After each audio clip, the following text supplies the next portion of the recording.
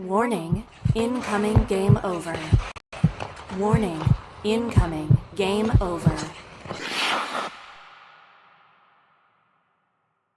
Welcome to Game Over Winnipeg and Game Over Montreal crossover post-game show here of tonight's game between the Winnipeg Jets and the Montreal Canadiens. My name is Ty Dillelo, and I am joined here with Andrew Berkshire from Game Over Montreal and our fearless leader here at the Game Over Network. As I said, the Jets were able to pull out a 4-2 win over Montreal tonight, and we can't wait to kind of go through it, run down the game a little bit with you here. And I think before we do, Andrew was gonna do a quick ad read for Hyperdrive Hockey and give a shout out to our top podcast there. That's right. Hyperdrive Hockey is our hold on, I think I've got your screen blacked out there on the stream there, Ty. So apologize for that. But it should be good now. At least your audio is working. But yeah, Hyperdrive Hockey is our flagship show on the Game Over Network, like the hub channel. It's covering all hockey from a Canadian perspective. It's run by three Francophone Quebecers who are broadcasting in English, which is super fun. It's a challenge for them, and it also breaks the language barrier, I think, a little bit, that keeps people from the rest of Canada seeing what Quebec has to offer in terms of sports coverage and creativity and how they talk about sports. Every area has their own flavor, right? As Ty can say, there's a Manitoba flavor to a lot of the things that happen in Winnipeg. And, you know, I grew up out west between Saskatchewan and Alberta. So I think I bring some of that to some of the coverage that I bring in Montreal now. So you kind of get a little bit of everything. So Hyperdrive Hockey is something that you will not see pretty much anywhere else in sports coverage. It's very unique, and I can't recommend it enough. It gets better every single week as they really find their footing in their second languages. It's really difficult to be able to broadcast in your second language. So check it out. It's really fun. All right, Ty, the Winnipeg Jets, they won for you tonight. I think we're both kind of pleased with how this game went. Is that fair? Yeah, I would say for the most part, I wrote on the blue sky. I wasn't a big fan of the third period. I didn't like how the Jets kind of got away from their structure and whatnot. But just the way it's kind of been going here in Winnipeg the last little bit, to kind of have a mostly clean game from Winnipeg tonight, I think that we're happy with, and I think Montreal has a lot to be happy with as well. Like they played Winnipeg very tight. I could say they probably even outchanced the Jets tonight. They have a very bright future ahead. And you're able to play, some like these top teams in the NHL close, and it's still probably beneficial for Montreal to be losing. If you're trying to get a top 5 pick, it's still good to be doing well, but not maybe winning all these games, because you don't want to be finishing between that 9th to 12th in the conference if you're not going to make the playoffs. So I think there's lots to like from both sides, and I'm sure we'll kind of get into it more of the show. Yeah, I think the takeaway that I've seen most often from Canadiens fans after this one is like they appreciate the moral victory, but I think they're wanting to see a little bit more actual victories. Obviously, last game they got absolutely spanked in the third period. They really let themselves down in a similar situation as they entered the third period tonight. Although they didn't play Pittsburgh as evenly as they played the Jets. They played decent enough to be close, and then completely fell apart in the third period. So I think there's a lot of things that happen in this game for the Canadiens that are signs of progress. Overall, the ability to stay in it, I think, was really strong. The fact that the Jets are such a tough team to handle offensively, and I think are also built in a way that diametrically opposes the Canadiens as well. They're like that very big team that has a lot of grit in their game. So they're pushing guys around, and they're quite fast and dynamic offensively. And you got Connor Hellebuck at the back. Doesn't hurt. Doesn't hurt. So yeah, it really doesn't hurt. So I think the Canadiens, probably in the room, they're not feeling super great because they wanted to get that win. I thought it was pretty clear that they felt like they needed the win tonight. But there's a lot of good stuff that happened tonight for the Canadiens after a really brutal game. And again, they're 3-3, I think, in their last 6 now, which isn't amazing, but compared to what was happening before that, again, it's those baby steps, and people are impatient, which I understand, but you do have to gut through some tough times in a rebuild.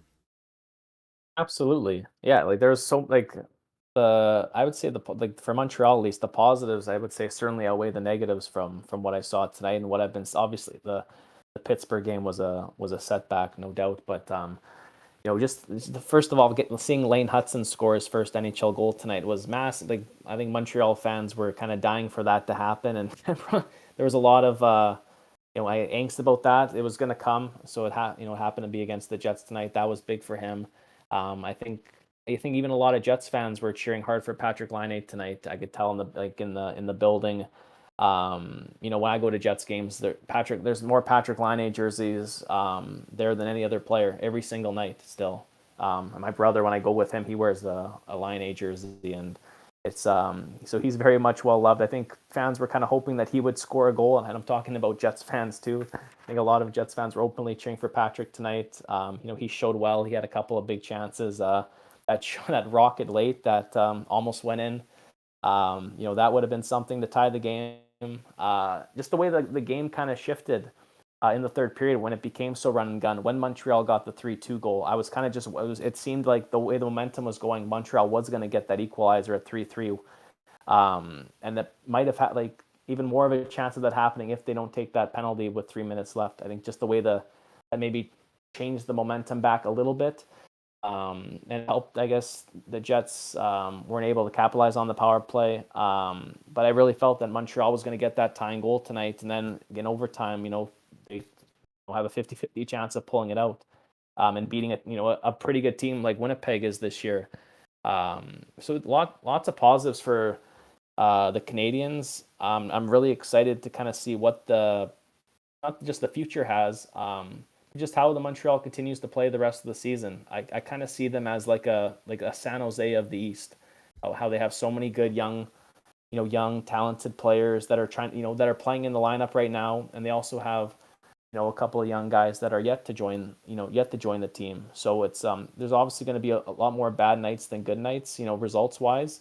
But you're still able to see these players, talent on a nightly basis, and there's a lot of players right now in the Montreal lineup that are going to be key pieces for the next 5-10 years, hopefully. And then hopefully, I guess, maybe not.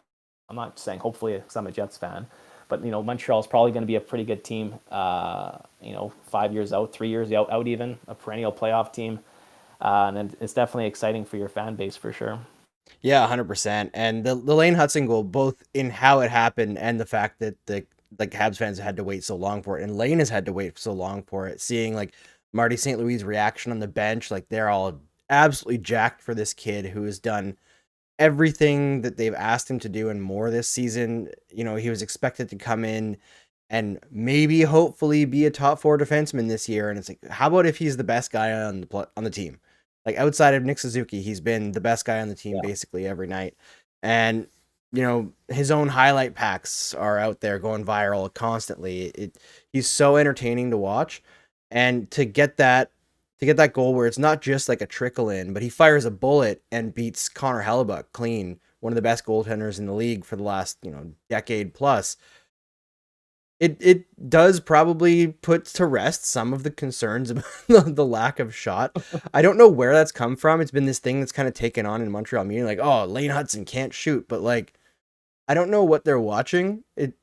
When you're a defenseman, especially a young defenseman, going 30 games without a goal can happen, especially if you're taking a huge amount of tasks on. One thing that I was trying to get across about Laine Hutson for people who are questioning whether or not he would score in the NHL is scoring a goal right now the number one priority to work on for Laine Hutson's game, while he's having to play top pairing minutes as a 21-year-old in the NHL on a team that's not great defensively. No, he's not taking a huge amount of risks to get himself into shooting position. But if you watch Laine Hutson throughout his career in college hockey and international hockey, he gets to incredible positions to score. He has a penchant also for scoring game tying and game winning goals. He's got that clutch gene. So now that he's finally got the one goal, I wouldn't be surprised to see him continue scoring at a pretty brisk pace the rest of the season here. I think he's going to end up being a 15 goal a year guy. That's what I see from Laine Hutson. And it's not because he has a booming shot. it's just by virtue of how he plays. He's kind of like a fourth forward out there once you're in the offensive zone. He's going to be getting shots from much closer in than your typical defenseman just because of that. And he's going to score a lot, I think. For sure. And look at, Josh Morrissey in Winnipeg, who's a similar offensive defenseman. And the fact Josh Morrissey was not this offensive his first, 6, 7 seasons in the league. Like Morrissey's only been producing at this clip this is the third season, I would say. And Laine Hutson was, so far ahead of what Josh was back then. Like we're only scratching the surface of what Laine Hutson's going to be as a defenseman for Montreal for years to come. Like this is I'm not going to say a future Hall of Famer yet, but like he's on that, he has that potential. Like he's a guy who can be a number one defenseman, for a top team in the league for a long time if he continues, where he's at. So the fact that he didn't score in the first 29, like I could care less. Like that's not relevant in the grand scheme of things. He's got 23 assists. He's like second, in the Calder, I guess, scoring race after Michkov, and I know Celebrini's in there, but that's also a hell of a race. But with those three this year, it's very exciting, and as a seeing him play, as an opposing team, like it's he's a guy that Jets fans and a lot of fans in the league should be worried about on defense. Montreal's got looks like they have like their number one D-man for a long time now in Laine. So it's he's only going to get better. The goals are going to come. And look, Josh Morrissey doesn't score 20 goals. Like Josh Morrissey scores about 10 to 15 goals a year, but he puts up nearly a point per game. And if Laine Hutson can do that and even better, it's going to be scary, man. Yeah, and Morrissey's a great example, I think, for everyone who's trying to judge young defensemen too harshly to calm down. Because like I remember when Morrissey broke in, and that Morrissey Trouba pairing was like killer, right, for a couple of years. And then Trouba left, and it seemed like everything kind of fell apart for Morrissey for, I think it was like 2 years, where it seemed like he couldn't really get his feet under him. I think he dealt with some injuries as well. And then he found his game and has been absolutely stellar for a while now and seems to have no signs of stopping. And I thought he was pretty darn good tonight too. Like he made some excellent moves, especially at the offensive blue line, like the keeps and the shimmy shakes at the blue line. It different than Laine Hutson, because Laine Hutson's a lot like lateral, but I thought Morrissey was very incisive tonight with getting around guys and getting the puck through towards the net. And, that's kind of his bread and butter. It's fun to watch. Yeah. Watching like defensemen like Laine and Josh, like it's great having a guy like Josh Morrissey on the Jets back end. We're not, I guess Neil Pionk's also an offensive defenseman, but Josh kind of brings it to another level. He's elite. We had such that big hole defensively after the 29 season when Bufflin retired, and then we lost Trouba, we lost Tyler Myers, and the Jets Lindstrom too, right? Too, yeah. He left after that year or so, and we were having like the Jets were still making the playoffs despite a very terrible decor of like guys like Lucas Spiza, Boteto, Bull U in the lineup, like just not NHL like caliber players. And so maybe stunted Josh's development a little bit, having to kind of not playing with the best of partners. And then once the Jets were able to get Brendan Dillon and unfortunately Nate Schmidt in his contract, but we got some defensive depth, and Josh, I think when Rick Bowness kind of came in, I think there was a talk over the summer about him kind of unlocking some offensive potential. And I think that kind of whatever Josh had started playing with a lot more confidence, and it showed. And now look at him now. He's making Team Canada for the Four Nations Cup. He's a perennial top 10, top 12 defenseman in the league now. And it just goes to show like that you're not everything's kind of said and done about you when you're 23. Like you can kind of peak a little bit later in your career. As long as you're an NHL caliber player, you can always keep developing. You can always keep getting better. And there's lots of players like that in the NHL that still have that can still reach their potential, even though they might be a few seasons into their career. So don't give up on talent. I'll say that. Yeah, exactly. Sometimes you got to stick through it, and sometimes guys need changes of scenery. Sometimes they just need a little bit of confidence instilled in them through the organization. That's something that I've been trying to talk about a lot for a long time. The way that the NHL like has treated prospects for a very long time. Some of the more old school organizations is like you sink or you swim. You figure it out. If you're worth it, you'll make it. And that's great for some players. There are some players who will make it no matter what, whether you're a like crazy superstar like Connor McDavid, or you're a guy like Brendan Gallagher, who's always going to be the hardest worker, always going to be the guy who shows up to the gym the extra time. They're going to make it no matter what. But not every player is that. And if you want to be a good organization, you should be trying to maximize and get every single player into the best possible situation for them to get to the best endpoint. And I feel like the NHL has been slow on the uptake on that. And seeing like the Canadiens, for example, start to think a little bit more in that way with the new management structure, it instills a lot of hope in the organization, and it's fun to do, or fun to see. Sorry, Ty, should we switch gears a little bit, get into the second segment, and do you have anything you wanted to hit on in specific? I could talk about some Patrick Laine love as a Winnipeg Montreal host for sure. I'm also I'm excited because when I do my game, I don't have this big live chat that we have here, and we got a lot of people here, chiming in, except for Mr. Bernardo, who said at least the coward Mark Scheifele didn't score tonight. I like that one. I like how Kay apologizes for being mean about Hellebuck on the Blue Sky app. That's apology, I guess, accepted. Why don't Montreal fans like Mark Scheifele? Did something happen there? What's all that hate about? You're being facetious, right? I was at it's my wife was actually one of the 500 people in attendance for that game one, because it was one of those where they let in like 500 healthcare workers for game one of the second round. So my wife was in the building for that and remembers that hit live, and we all remember how Mark Scheifele got suspended for about too many games, maybe, I don't know. But Montreal went on to sweep the Winnipeg Jets. I just can't saying I'm trolling, maybe a little bit. We can go to an ad read or talk about Patrick Laine or whatever. I'm kind of a Montreal fan too, deep down. So I mean, aren't we all?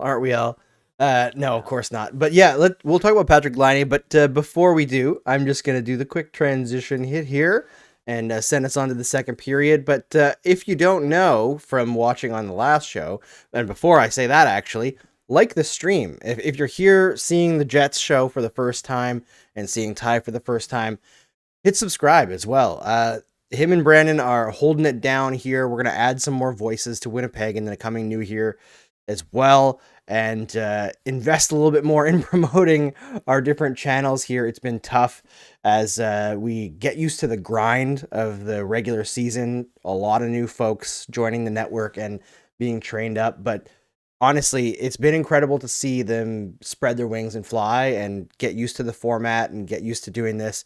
Now, once we get the audiences in, people will understand that these people have gone through it and they've learned on the job, and there's a reason to tune in. They've got something to say. Ty's got something to say. Brandon's got something to say. They're good analysts who will break down your favorite team and bring the fun after every game. You're going to enjoy it. All right. On Montreal, we have some new sponsors. The main one is our new title sponsor for Montreal, Inchu Bijou. This is a company, a jewelry store, and a jeweler run in Montreal. They're phenomenal. They specialize in like goth and glam jewelry, but a little bit witchy, a little bit everything. They've got some subtle stuff. They've got some in-your-face stuff. They're really damn cool. They're really big in the queer community in Montreal as well. If you read Cult Montreal, which is a big online magazine here that tries to have their finger on the pulse in what's hot in Montreal, they have like a yearly thing that comes out where people vote on their favorite anything, favorite hot dog, favorite poutine, favorite jewelry store. And Inchu, I believe, has won the last 2 years as Montreal's favorite jewelry store. And it's a nice little hole in the wall at the famous Chateau Saint-Ambroise in St. Henry. I highly suggest you go check it out. Go say hi to the owner, Astrid. She's a wicked person who does a lot for her community. So super cool. We're going to have an ad for you that's actually filmed and shows you the inside of the store coming up next week. But this is all new, so bear with us. All right, so Patrick Laine, Ty, I think it was cool to see how many chances he got tonight. but I think the Canadiens did themselves a disservice by looking for him so much, because it was pretty obvious they wanted him to get that goal, and it looked like Connor Hellebuyck did not want to have that goal because he was fantastic. Yeah, Hellebuck was fantastic tonight. He's been a rock, obviously for us. He's our rock every single night, and we're very fortunate to have him on our team. And yes, Patrick Laine was being fed the puck consistently throughout the night. I think most people would see. I think that it was pretty clear that they were trying to get him a goal back in Winnipeg. This is kind of the Laine reunion tour. Kind of it's amazing to see him back playing. It was so unfortunate to see him get injured during the preseason, and it's great that he's back now and playing. And playing almost like his old self. Like it's, we saw, me and a lot of Winnipeg fans, saw Patrick Laine from, the time he came into the NHL, how dynamic he was, how much of a game breaker he was. He's a guy that, with one shot can, turn your fortunes around.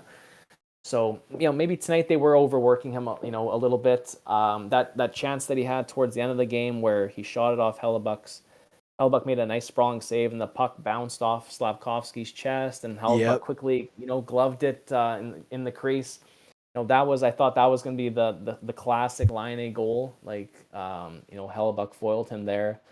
But Laine had his chances tonight, and he looked it's just amazing to see him again. Like, it's just, he went to Columbus, and his game, he wasn't playing with the best players there. His game kind of, went to, not a great spot. And obviously he had his, health problems on and off the ice for sure. But everyone's so happy here in Winnipeg to see him back. He got a lot of good press while he was here. I just want to see him continue it. If he can kind of help mentor now some of the young guys, coming up, you have so many good young players in the organization. Patrick Laine can, help these players on the ice and also mentally, like what it takes to be an NHL player, day in, day out, get used to the grind, and whatnot. And hopefully, I hope Laine's, still in Montreal in a couple of years when the wins start coming and when you guys become like a perennial playoff team, because we know that's going to happen, some point soon. And he's still going to be a fairly young guy when that happens, and he could be hitting a new prime. I want to see, Patrick Laine become that 40 goal scorer again. I think it's definitely possible. He's got 3 goals in 5 games right now or something like that. He's a pretty good hockey player is what I'm saying. It makes me nostalgic. I miss him. I wish we had gotten him in the summer almost. I didn't want that $8 million contract, but a lot of Jets fans were calling for the Jets to make a move for Patrick in the offseason, and then maybe that would help the Jets re-sign Nikolaj Ehlers, who's a pending unrestricted free agent, and those two are best friends, I think, still to this day. So I think a lot of fans were calling on the Jets to make a move for him. Maybe there's still some stuff there with certain players in the organization. Yeah, he's one. Patrick Laine would be welcome on my Jets team any day. Yeah, it's been kind of fun, I feel like Canadiens fans, they're still kind of outsiders in a way to being Patrick Laine fans. Like, it's new still, and they haven't seen the best of him. Like, he's scoring goals right now, but like, to be totally frank, and I think he's the first person who would tell you this, he kind of says it in every interview, it's outside of shooting, things are rough right now. His body is not doing what he wants it to do. He feels slow, and he looks a little bit slow, but it hasn't really stopped him from being part of plays because he's so damn big. Like, I was shocked at how big he actually is. I didn't remember that because he'd been gone so long.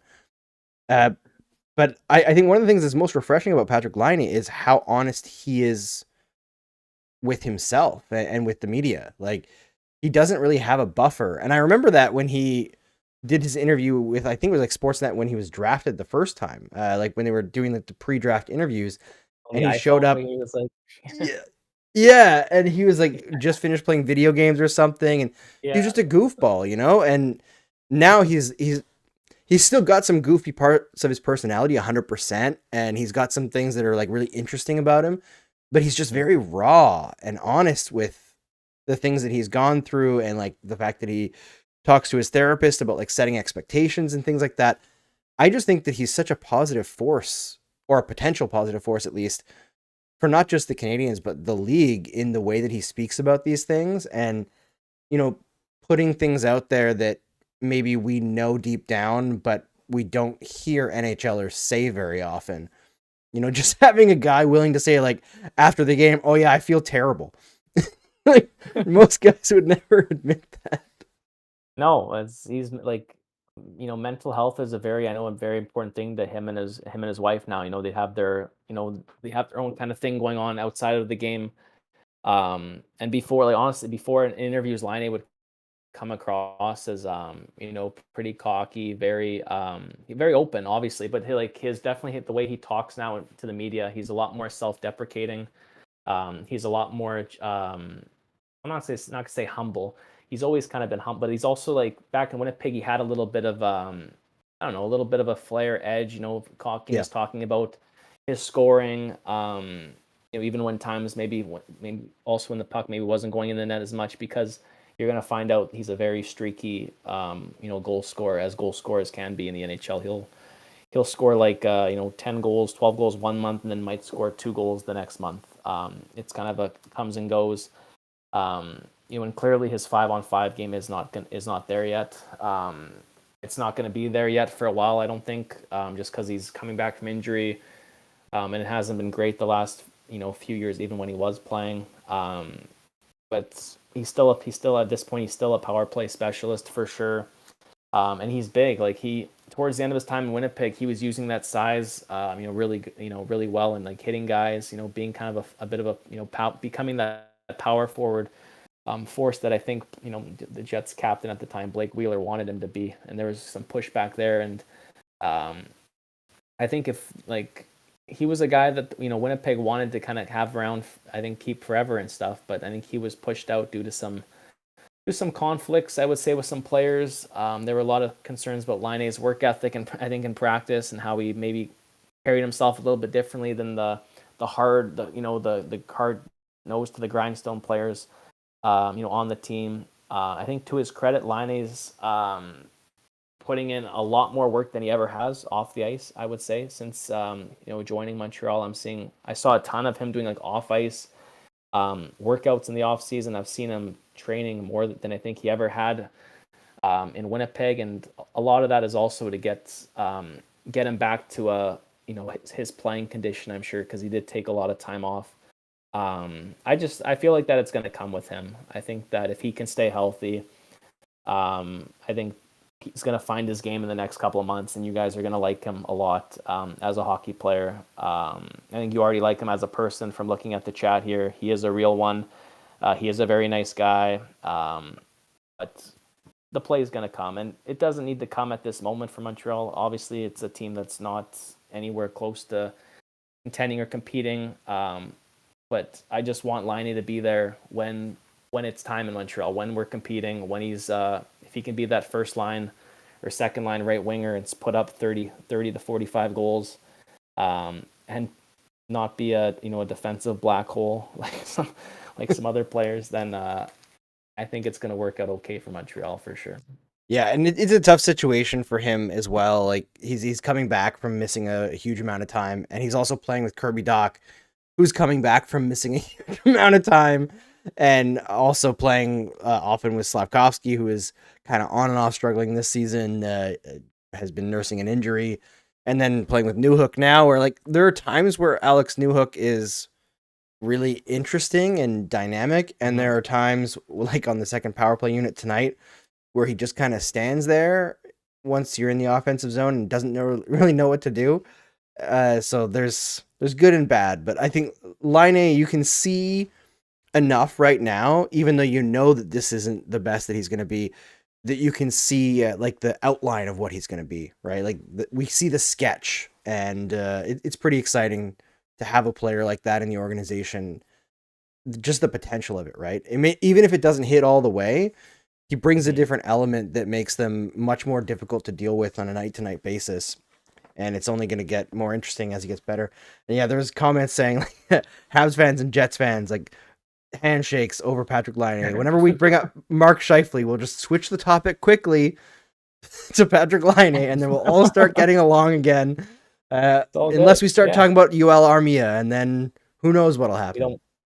We don't want him back right now. We loved Armia when he was here in Winnipeg. I know he's kind of a contract you might want off the books, but we liked him. We liked him here.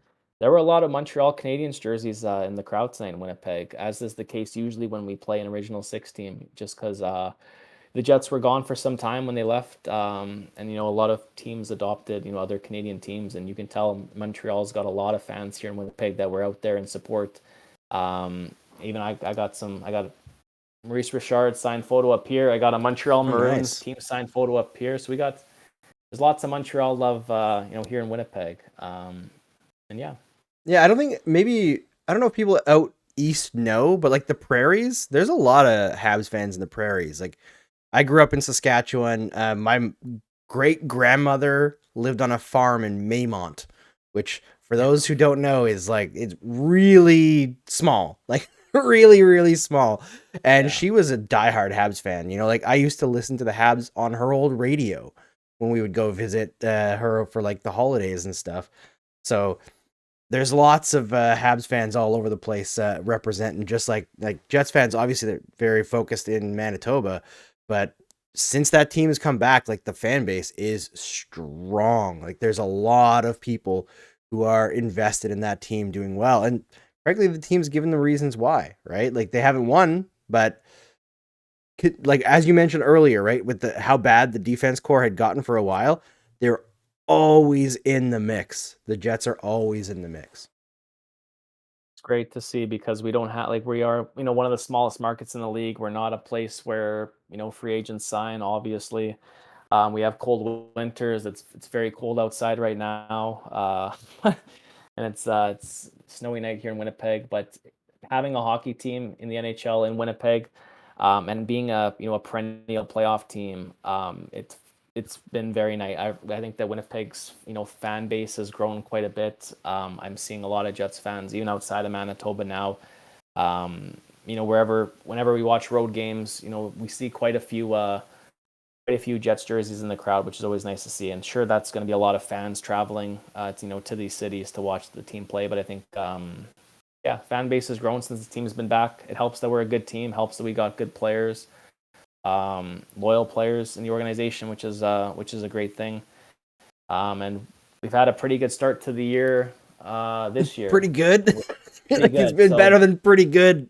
It's been actually the start of the year is actually better than any other team in NHL history the first 15 or so games. So it's been really good. Even if we're kind of struggling the last little bit, obviously we weren't going to go 75 and 7 or whatever. Like you're going to have down swings throughout the year. It's all about just kind of like not having them last too long and getting back to your game. So it's going to be, hopefully I'm sure we'll get into the playoffs again. Hopefully we don't lose in 5 games. And get kind of reverse swept like the last couple of years. So Jets fans are happy right now, but we're also a little cautiously optimistic with what's happened the last few years in the playoffs, I would say. Yeah, I think that's like the modus operandi for like all Canadian fans, right? Like we've all been hurt too many times to believe too much. Yes, too much. All right, I'm going to shift gears to the third period here, Ty. Can we talk goalies? Because I feel like this was a great game for goalies. Yeah. Like we talked a bit about how good Hellebuyck was, and he was fantastic. But Samuel Montembeault also had a huge bounce back game in this one, which I think was really needed. Last game against Pittsburgh was not his best effort. The Habs didn't really help him out that much either, but that's kind of par for the course for old Sammy Montembeault. The Habs usually don't give him much help. But I thought tonight was a big challenge for him going up against a very tough, really dynamic Jets team, and also having to face down Connor Hellebuyck at the other end of the ice after coming off of a game where you were pulled and shelled. I was really impressed with him tonight, and some of both goalies I think were forced into making a lot of recovery saves, and they made incredible saves time after time in this one. Yeah, and you don't usually, for Hellebuyck at least, you don't usually see him have to make those saves because he is so positionally sound, so economical in his movements. Like he rarely doesn't have to make highlight reel saves because he's just always in the right position. And Montreal was Hellebuck was stretched out pretty good tonight, pretty far out a couple of times. He had to make a couple of very, very nice saves. It was a very A+ performance from Connor Hellebuck, and it was definitely an A+ performance, I would say, from Montembeault, who has just continually been more and more impressive, each of the last few seasons. Like he's really kind of coming into his own and becoming definitely a top 20, if not near a top 15 netminder in the NHL right now. And obviously goaltenders are a little bit voodoo, how like things can change year in year out, and it's hard to have that consistency as you only see with a couple of the elite goaltenders in the league. But Montembeault kind of feels like he's going to be the guy, and like I've been saying, he's might be that guy 3 years from now when Montreal's a playoff team. And is Montembeault going to be he might be that guy who's consistent and can play go on a playoff run with this team. I don't know, I'm not too familiar. I know you have Caden Primo. Do you have any young Russian netminders, you had any like tall goaltenders out there? Because I always wonder about teams goaltending depth. But yeah, he could be the guy. And do you guys have any good European talent coming up?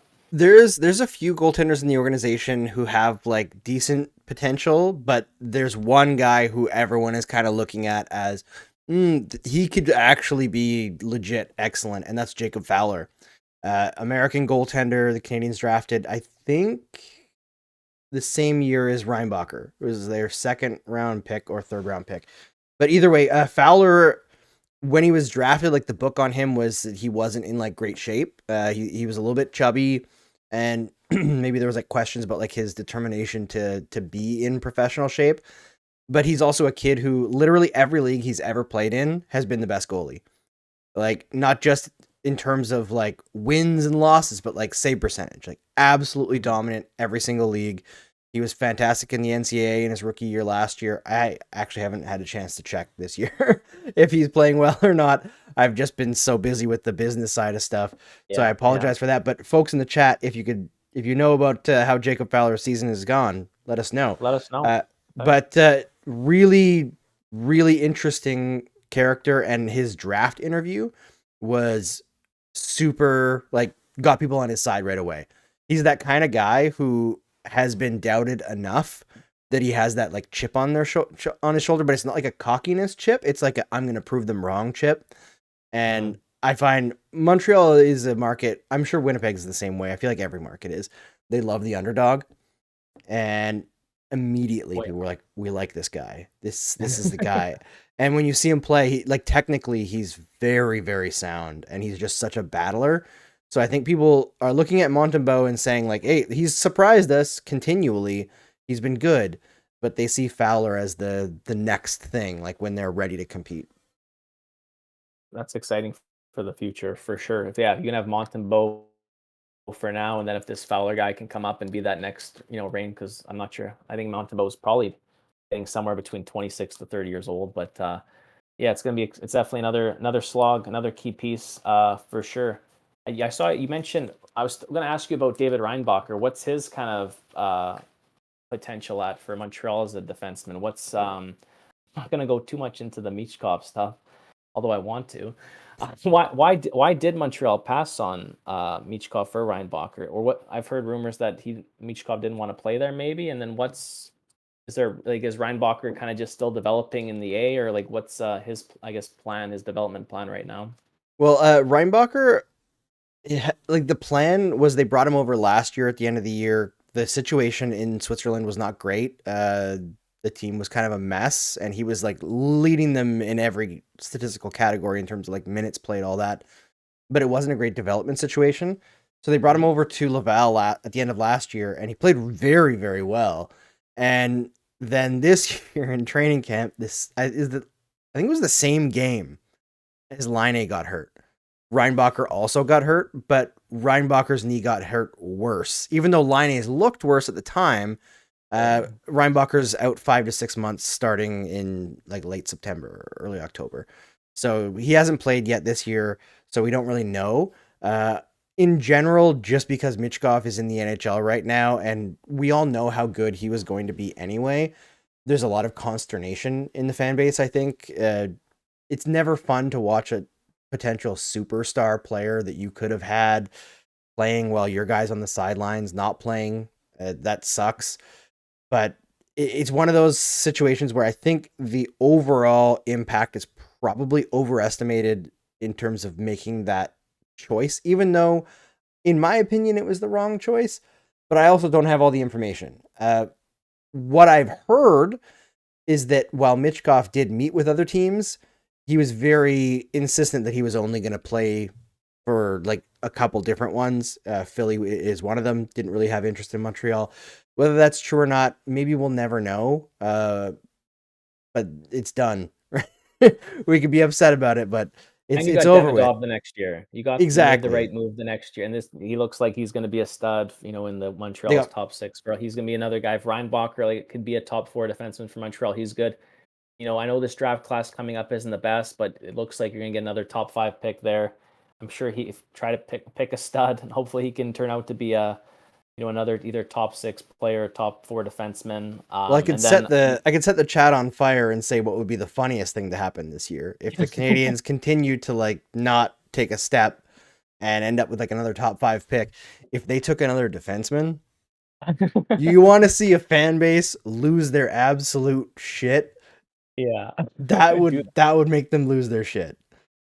Hopefully they can just pick someone that becomes a relevant player, and you have so many good young pieces. And you're gonna have Laine Hutson's gonna be a couple years into his career. You're gonna have Slavkovsky's gonna grow more into a player. He's not even close to his potential. He's unreal.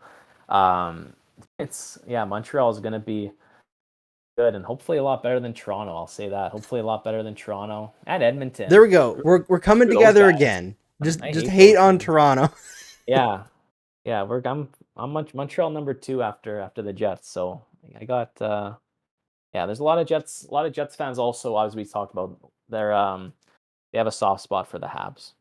So 100%. Should we take some questions from the chat? Sure. All right, awesome. I'm gonna shift into overtime here. I did see one Alexandre Christian said Montembeault is the Cristobal Huet to Fowler's Price. Hopefully, I don't know if you get that reference, Ty, because it was a while ago, but that was peak time of hockey watching for me. So that tracks for me. Cristobal Huet. Who's the Halak then? Who's the Yaroslav Halak? I thought he was going to be better. That's a good question. I don't think they have a Halak in the organization, but there's a lot of talk about Jakub Dobeš, who has been really good in Laval this year. Although I think he's injured for a good stretch. And somebody mentioned in the chat earlier, I think it was Cameron Tyler, says that Jacob Fowler got suspended in the NCAA. I think he blocker punched somebody in the face, which is usually a bad move, but that's often deserved. Yeah, usually deserved, I would say, as a former goaltender myself. Yeah, and Outrage says if you're putting your faith in Fowler to come in and save the team, you're going to be disappointed. He's going to struggle for a bit.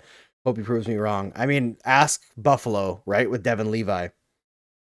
Yeah, who they're almost considering trading, I think, almost to get another piece. That's we go on to talk about Buffalo forever. That team, 14 years now with no playoffs.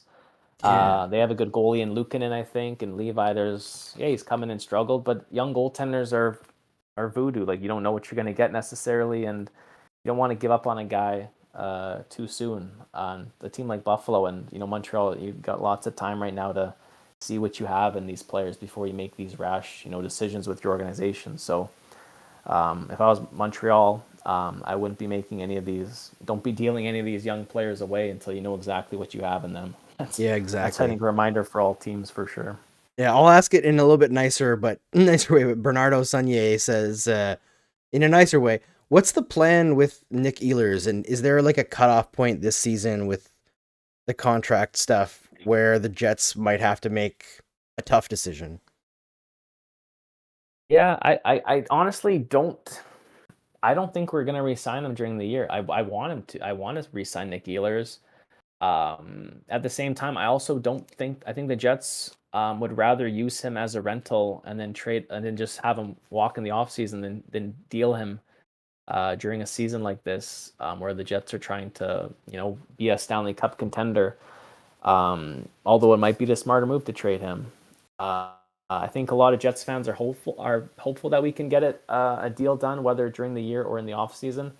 I also feel like this was only the first year that Nikolaj Ehlers has gotten to play, first power play minutes, and just playing more minutes in general. I know, fantasy hockey enthusiasts are always very, very critical of the Jets for how they've handled Nick Ehlers, because he's usually our best, our top 5-on-5 producer, and just a good point producer over 60 minutes. And he's never been able to play first line and never was able to play power play 1 until this season. So I think he's been mismanaged a little bit here in Winnipeg, and maybe he has some qualms about that still. I think he also sees, that the Jets are a pretty good hockey team right now. So unless he's going to be signing, with the top team, and if he does want just the most money, it's not going to be with the top team. He'd be signing, if he wants $8+ million, it's not going to be with Carolina, whoever. It would be with a lower team. So I think the Jets are willing to pay him that $8 million or whatever he wants. It's just about if he wants to, stay in Winnipeg, or does he want to play somewhere else. Maybe he'll take a pay cut and play for go to a contender, which I'm sure he wants to do. And there's that outside chance he still gets dealt this season. I think the young guys here in Winnipeg have shown pretty well in Brad Lambert and Nikita Chibrikov. Brad Lambert didn't get any points. He had a 4-game stint as the second-line center. I thought he carried himself well. Good two-way play. It was very, very fast. And Chibrikov, this was his first game in the NHL where he didn't score a goal. So he's been unbelievable. He's going to be a third, second-line player for years to come, I think, in Winnipeg. That potentially make a guy like Ehlers expendable. Potentially could make someone that, okay, we have this guy coming up. Maybe we can deal him and be okay. But I'm still leaning towards the Jets are going to keep Ehlers and use him as a rental and then try to sign him in the offseason. So yeah, hopefully that answers Bernardo there. Yeah, I know Ehlers is. Montreal loves Ehlers. I think they did even before, but with the whole Jake Evans, Mark Scheifele incident, and the fact that he was the only guy that had his head on his shoulders and protected Evans out on the ice. He's like, I doubt Nick Ehlers would have to buy a drink in Montreal anywhere in perpetuity. The feeling for him is so strong. And also coming up, working with Sportlogic for 5-6 years, back 2015 to 2021-ish, Ehlers was always a guy that I keyed on because he was always popping up in these new metrics that we were bringing out at Sportlogic, the more intuitive real-time statistics, right? So how often players were bringing the puck from their own end into the offensive zone. Ehlers, best in the NHL at that time. I don't know if he's still the best because I don't have access to the data anymore, but for a 5-year stretch, he was by far the best in the NHL, and also had the highest conversion rate on a clean entry turning into a scoring chance, which I always found was really interesting because there's some players who are excellent at entries, but once they get into the zone, nothing happens. Ehlers is that puck's going in a good spot when Nick Ehlers is carrying it in. He's just a player that I really respect, and I feel like one of those players where the obsession with, as you mentioned, fantasy hockey, but with points in particular, in how we look at analysis of players, just gives a completely inaccurate view of how valuable that guy is. He's just always pushing the puck in the right direction. And I think it sounds simple, but there's very few players who do it as effectively. And I'd like to see him have a season in Winnipeg where he gets his flowers, and I'd love to see him have a breakout playoff year. Because I feel like that's just been such an unfair criticism for him for a while now, too. Yeah, he's a driver. He drives whatever line he plays on. That's how it's not. I guess it is a little bit rare, as in Winnipeg, at least we don't have a ton of line drivers that really carry the puck well.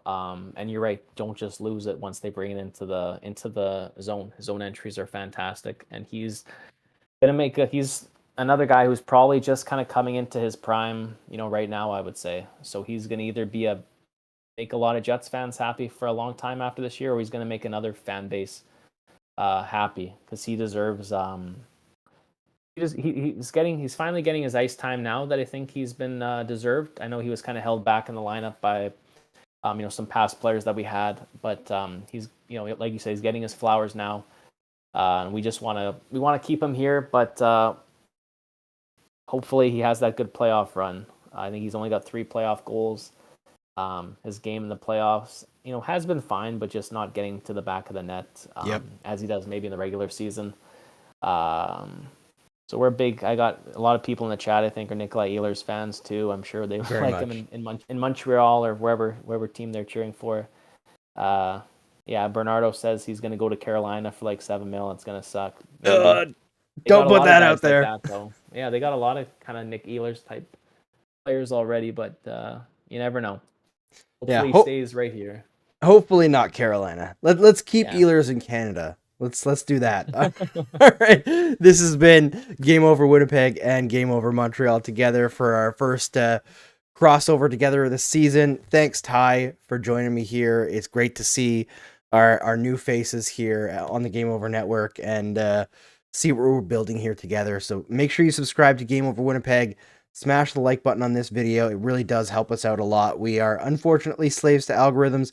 If you have Jets fans friends that you think would be interested to hear what Ty and what Brandon have to say, and hey, maybe we'll get Alyssa on guesting again because she can come back anytime. Like she's already here, and Brady will be back next year when he's back from Thailand. Yes, Thailand. Just trying to make sure that I think I have that correct. But anyway, he's out there teaching English for a year.